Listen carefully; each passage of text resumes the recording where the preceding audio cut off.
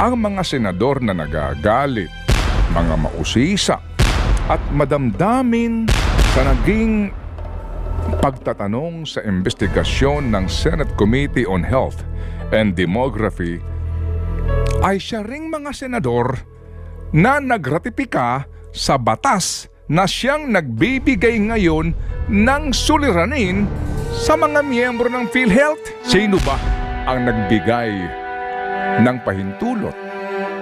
With all due respect. Samantala, sa pinakahuli pong State of the Nation address ng Pangulong Marcos Jr., ito po ang dulo ng kanyang pananalita. So, ladies and gentlemen, let me end by recalling the words of a great man. Let not anyone pacify his conscience by the delusion that he can do no harm if he takes no part and forms no opinion.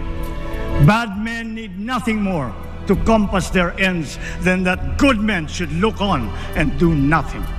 He is not a good man.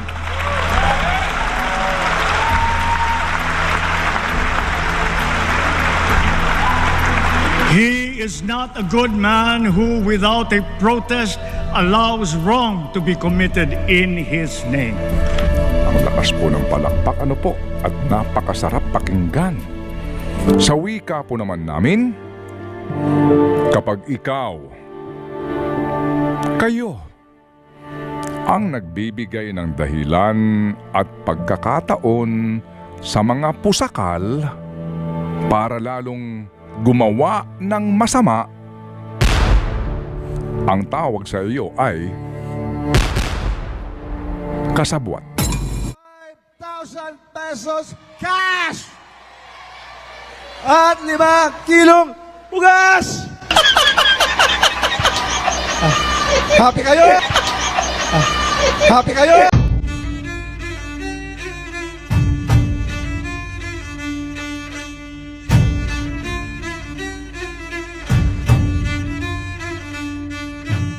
Naging mabusisi sila. Marami silang tanong. Humihingi ng paliwanag. Ang iba sa kanila, galit.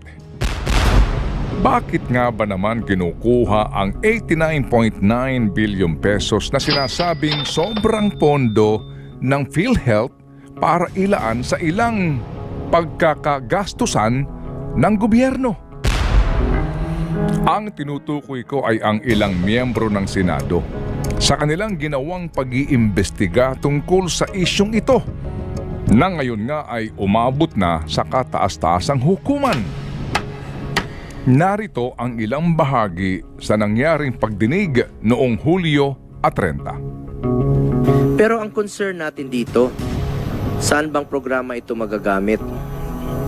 Legally, baka meron kayong magandang sagot o palusot, but morally, for me, this is unacceptable.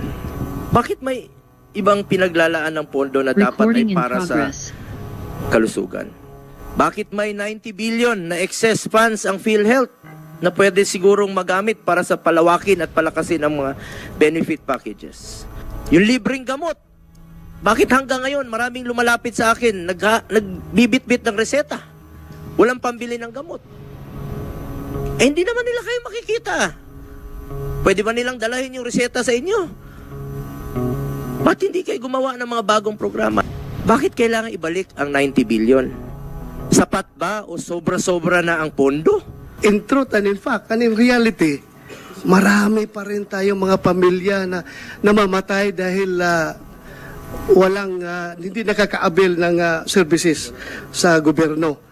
So kung itong ganito na may pera pala na ganito kalaki, hindi nagagamit, binabalik, para tayo ditong bulag-bulagan sa totoong nangyayari sa ating lipunan. In our hearing today, umaasa ako na ikukonsidera ng ating pamahalaan ang rekomendasyong ibalik ang binawing pondo sa PhilHealth for PhilHealth leadership and management to increase benefit values of its programs and to accelerate benefits payment. At higit sa lahat, matukoy at mapanagot ang mga nagpabaya sa isyong ito. Yan po ang mga tinig ni Senador Bongo de la Rosa at Risa Ontiveros. Sabi niya, at higit sa lahat, matukoy at mapanagot ang mga nagpabaya sa isyong ito. Salamat po sa inyong pag-uusisa. Salamat po, Your Honors, sa inyo pong mga madamdaming katanungan at tunog na nagmamalasakit. Pero pwede ba kaming magtanong? Paano po ba nakalusot ang probisyon sa Republic Act No. 11975 o ang batas sa kasalukuyang pong pambansang budget na siyang ikinakatwiran ni Finance Secretary Ralph Recto at maging ng pamunuan ng Philippine Health Insurance Corporation kung bakit nga nila kinukobra ang 89.9 billion pesos na pera ho naman ng PhilHealth? Nasa Volume 1B, Pahina 737, sa ilalim ng ating Unprogrammed Appropriations Provision ng budget. Nakasaad ang probisyon na nagbibigay kapangyarihan sa Department of Finance na maglatag ng panuntunan na magpapahintulot na kunin ang alinmang labis umanong pera ng alinmang government-owned or controlled corporation o GOCC para ponduhan ang mga proyekto ng gobyerno. Ang partikular na probisyon na ito sa ilalim po ng General Appropriations Act ang pinag-uugatan ng problemang ito. At ito nga ang sinasabi ni Secretary Ralph Recto na sila'y sumusunod lamang daw sa batas. Batas! Sino po ba ang nag-aproba sa batas na ito? Mawalang galang lang po ha. Sa Kamara na binubuo po ng higit sa 300 mga miyembro, nasa record nila na 2 mambabatas lang ang formal na nagpahayag sa plenaryo o nagbigay nga po ng sa English ay manifestation na sila'y tutol sa ratifikasyon ng 2024 General Appropriations Act. Ito'y pawang sina Representative Arlene Brosas at Franz Castro lamang. Sa Senado, tanging si Senador Aquilino Pimentel III lamang ang kumontra at bumoto ng no sa ratifikasyon ng 2024 General Appropriations Act. Ratifikasyon ng budget. Pinal na pag-aaproba. Officially approved by both houses of Congress, voting separately. Matapos kasing pumasa sa 2 kapulungan ng Kongreso ang panukalang pambansang budget, bumuo ang 2 kapulungan ng Bicameral Conference Committee kung saan dumaan sa pinal na deliberasyon ang national budget. Ang bersyon ng budget na inaprubahan ng Bicameral Conference Committee ay idadaan sa magkahiwalay pong proseso ng ratifikasyon ng bawat kapulungan ng ating Kongreso. And again, with all due respect, sa Kamara de Representante, lagi po namang ganon ang kalakaran. Halos tatatlo lang ang oposisyon. Winika nga po ni Representative Franz Castro na bakit hindi man lang sila binigyan ng sapat na panahon para pag-aralan pong mabuti ang inihain na Bicameral Conference Committee report ng pambansang budget bago ito pinagbotohan. Tinapos sa umaga at agad pinagbotohan sa gabi. Sa panig po ng mataas na kapulungan o ang tinatawag nating Senado, hindi po ba't ang posturing o ang gustong ipakita, ipamalas sa atin ng Senado ay ang kanilang umano'y independence? Ipinapangalandakan yan mismo ni dating Senate President Miguel Zubiri at maging ng kasalukuyang liderato ng Senado. Kung ganoon kabilis ipinasa ng lower house, halos naging ganoon din kabilis sa Senado. Sino ba ang bumusisi kung meron bang mga probisyon na naisingit sa BICAM na hindi naman napag-usapan sa deliberasyon ng pambansang budget? Ginawa ito ni Senador Pimentel. At doon nga sa kanyang ginawang pagtatanong sa plenaryo, bago pagbotohan ang ratifikasyon ng pambansang budget, kinumpirma mismo ni Senador Sani Angara ang paglobo ng unprogrammed appropriations. Si Angara ang namuno sa delegasyon ng Senado sa BICAM at siya rin ang dapat na may alam sa mga nangyaring singitan o insertion sa pambansang budget. Sa section na ito ng unprogrammed appropriations, nakasingit ang probisyon sa pagpayag sa pagkalikot sa pera ng PhilHealth. Kaya nga po, mawalang galang lang po ha, ang mga senador na nagagalit, mga mausisa at madamdamin sa naging pagtatanong sa investigasyon ng Senate Committee on Health and Demography ay siya ring mga senador na nagratipika sa batas na siyang nagbibigay ngayon ng suliranin sa mga miyembro ng PhilHealth.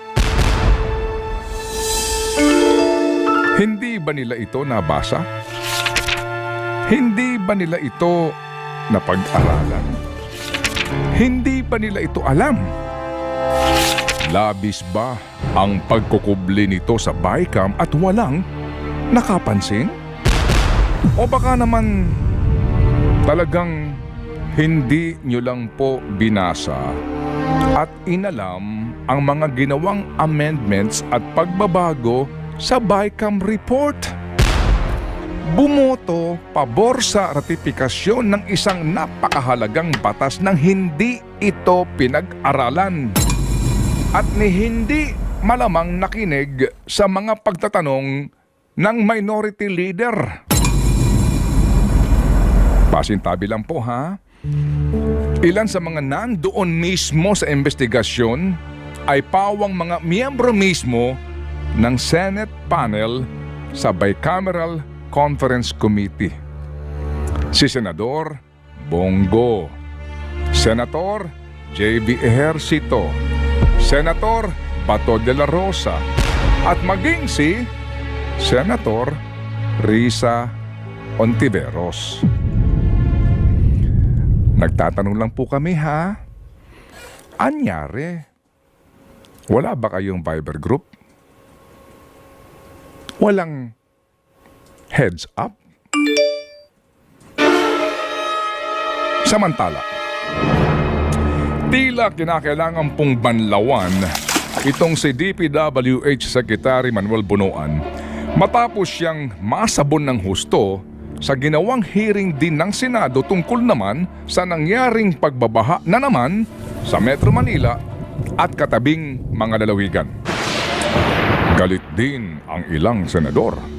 Ang laki-laki ng perang ibinibigay sa DPWH para sa flood management program, pero bakit sa halip na mabawasan ay lalong tumitindi ang baha?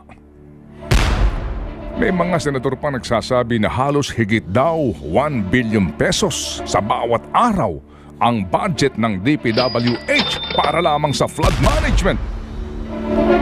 Noong nakaraang taon, ang pera para nga sa pag-aayos sa baha sa buong Pilipinas ay 183 billion pesos.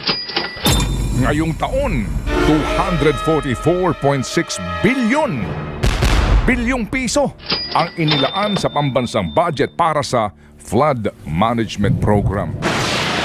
Hindi pa kasama dyan ang 106.1 billion pesos para sa kung ano-anong flood control at flood mitigation projects na nakalagay sa national budget.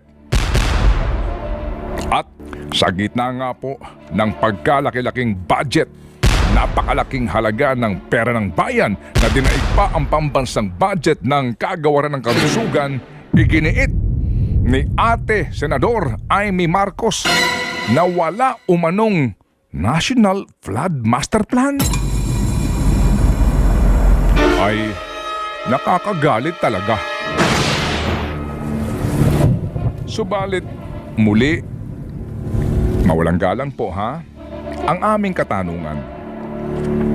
Sino po ba ang nag-aproba sa pambansang budget? Sino po ba ang pumayag na maglaan ng 244.6 billion pesos para sa flood management program at 106.1 billion pesos para sa flood control at flood mitigation projects? Di po ba kayo rin? Hindi po ba't nagkaroon kayo ng mga budget hearing kung saan dapat ay nahimay ninyo ng lubos ang bawat departamento at ang mga programa ng mga departamentong ito na paglalaanan nyo ng pera ng bayan? Hindi po ba't isa ang budget ng DPWH sa matagal nyong sinuri sa budget hearing?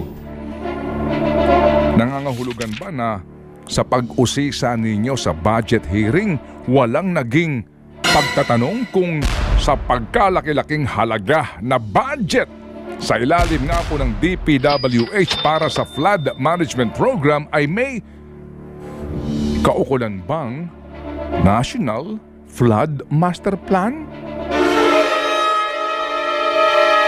Sa pagbibigay ng napakalaking halagang pera, walang nagtanong, meron bang plano ito? Nabanggit din po sa hearing tungkol sa baha na ang karamihan sa flood control projects ng DPWH ay patsi-patsi. Nagtatanong nga si Ate Senador Amy Marcos kung meron bang guidelines sa pagpili ng mga popondohang proyekto para sa baha?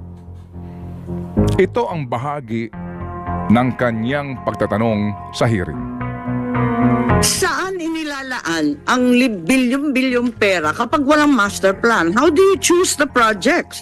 Are there guidelines or parameters each time that you submit these billions and billions of requests? To what do you allocate if there is no integrated master plan for the entire country? Yan po ang tanong ni Ate Amy. Si Senador Amy po ay naging aktibo sa mga budget hearing noong nakaraang taon. Isa rin siya sa mga malugod na nag-aproba sa pambansang budget. Ang sagot sa kanyang tanong kung ano ba ang parameters, ano ba ang guidelines sa paglalaanan ng pondo para sa flood control projects ay dapat nasagot noong pang binubuo nila ang General Appropriations Act. Meaning dapat sa budget hearing nasagot yung tanong ni Senator Amy. Di po ba? Sapagkat ngayon, kung hihimayin mo ang mga pondong inilaan sa bawat distrito sa buong Pilipinas para nga sa flood management program ngayong taon, abay magigimbal ka sa laki ng mga halaga. Magandang gawing halimbawa po ang distrito nila Ate Amy. Sa Region 1, Ilocos Norte 1st District Engineering Office, 1.8 billion pesos.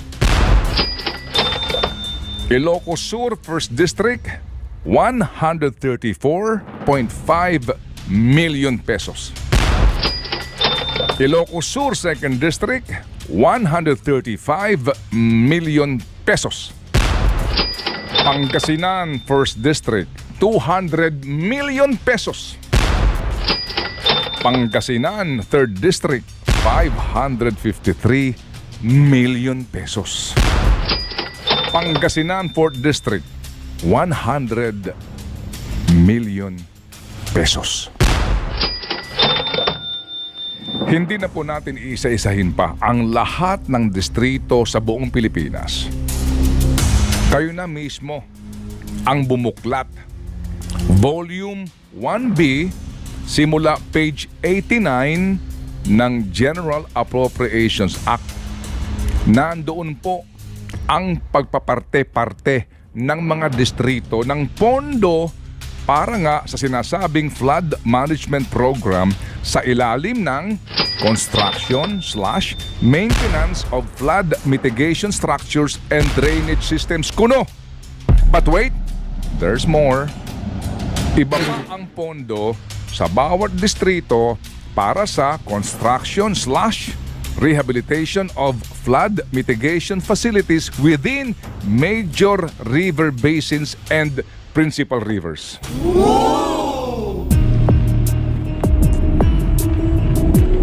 Kaya naman po, kung magpapakatotoo lang po tayong lahat, nasa mga kagalang-galang nating mambabatas ang sagot sa kanilang mga katanungan.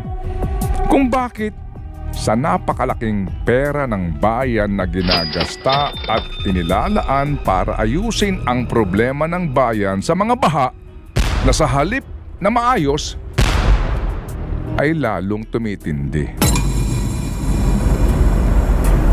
Ika nga po, tanong mo, sagutin mo. Bakit ba pinakikialaman ng Finance Department ang pera ng PhilHealth? Sino ba ang nagbigay ng pahintulot? Tanong nyo, sagutin nyo. Nasa mga kagalang-galang natin mambabatas ang sagot. Sino ba ang nagbigay ng pahintulot? With all due respect.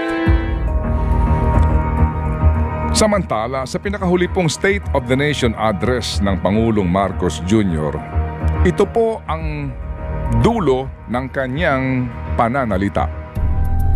So, ladies and gentlemen, let me end by recalling the words of a great man. Let not anyone pacify his conscience by the delusion that he can do no harm if he takes no part and forms no opinion. Bad men need nothing more to compass their ends than that good men should look on and do nothing. He is not a good man.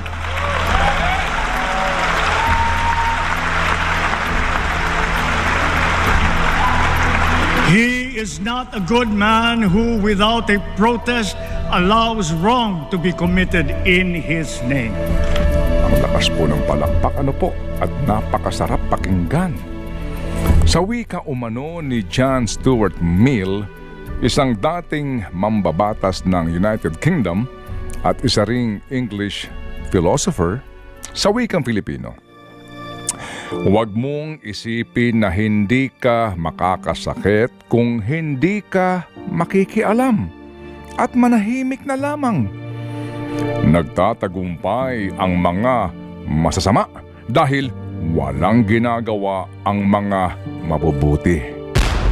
Hindi ka mabuting tao kung hindi ka nagpapahayag ng pagtutol at hinahayaan mo lang na mangyari ang masama.